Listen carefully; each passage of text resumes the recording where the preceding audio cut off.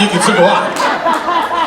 And luckily in that scene I did get the shit kicked out of me quite considerably, so it worked. So they covered it up for the beginning, and then as we were doing the scene, it kind of opened up and it had real blood going down my face as well as the fake blood. So it really did work. So Lisa, yes, wherever you were.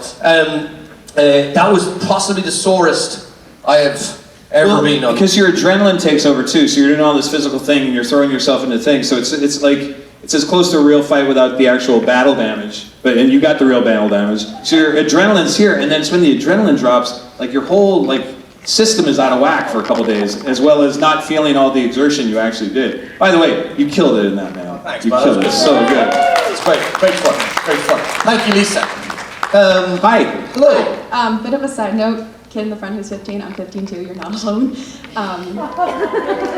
Sorry. You're good, my dad has a worse mouth than both of you combined. Is he here?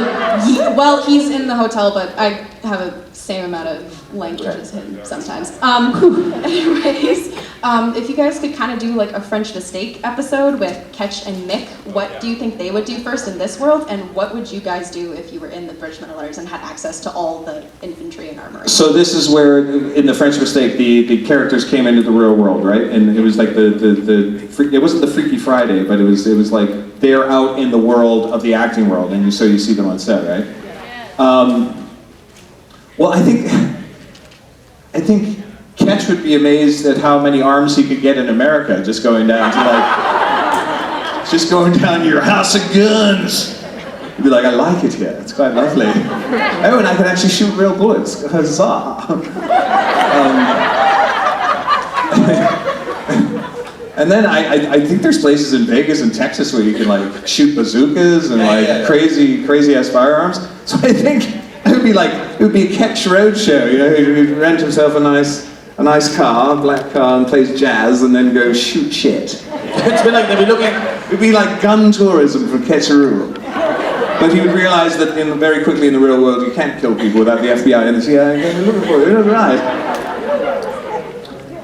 I think Mick would be pleasantly surprised with the wokeness of the world. I think it would in today's world at least. I think it would warm his heart to know that the world is trying to fix itself. Now, it may not look like that now to us, but you know, to put a positive spin on it, let's say that Mick would be pleasantly impressed and also delighted that there really weren't any monsters hanging around.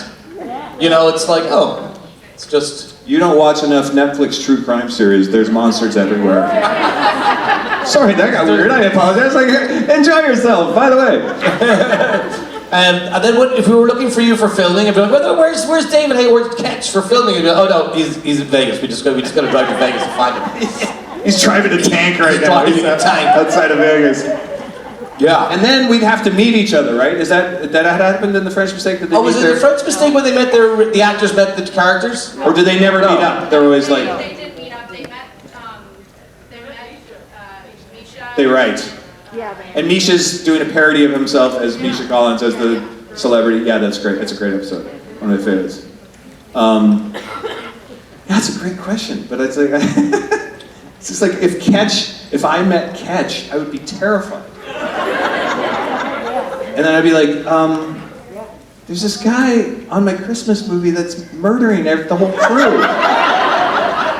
And he'd be like this weird Christian... Your Hallmark career would be in the toilet. Caper, that's what I mean. They were like, this Christmas movie's going horribly. What is happening? There's so much murder. And it'd be like, this week on Hallmark's Mysteries of Movies, or whatever it is. Rudolph the Red-Nosed Reindeer. Oh, don't start with that. Thank you, great question. Really got the gears going. Thank you. Hi. Hello. Hi, this question's for David. Hi. What's about time you got one? I'm sorry, I love you, Adam, but this one's for David.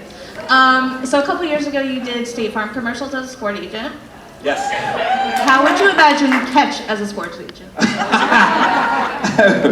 Well, it was interesting because...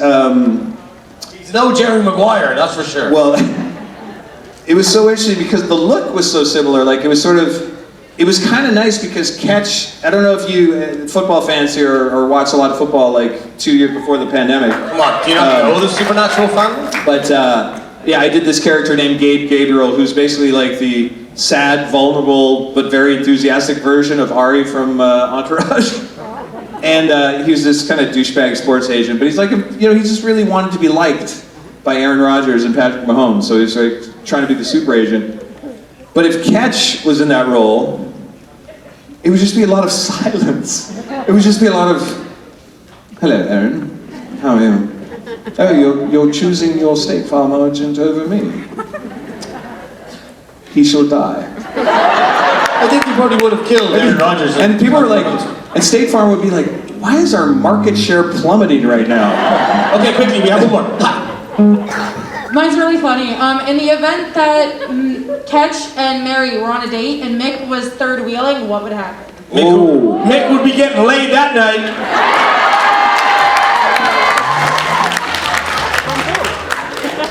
All I have to know is who's the meat in that sandwich. No, you'd be going home alone. She already red carded you, didn't she? She kind of did. Well.